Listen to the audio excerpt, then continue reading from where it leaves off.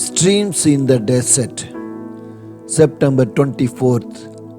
When they came to the border of Mysia, they tried to enter Bithynia, but the Spirit of Jesus would not allow them to. Acts chapter 16, verse 7. What a strange thing for the Lord to prohibit, for they were going into Bithynia to do Christ's work. And the door was shut before them by Christ's own Spirit. There have been times when I have experienced the same thing. Sometimes I have been interrupted in what seemed to be quite productive work. And at times, opposition came and forced me to go back.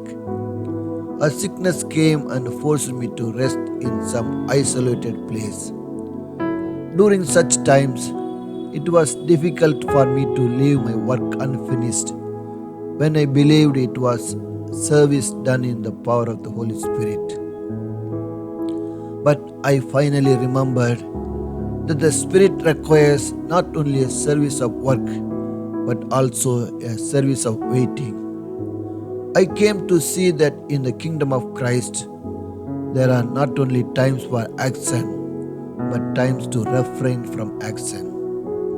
And I also came to learn that a place of isolation is often the most useful place of all in this diverse world. His harvest is more rich than the seasons when the corn and wine were the most abundant. So I have learned to thank the blessed Holy Spirit that many a beautiful Bithynia had to be left without a visit from me.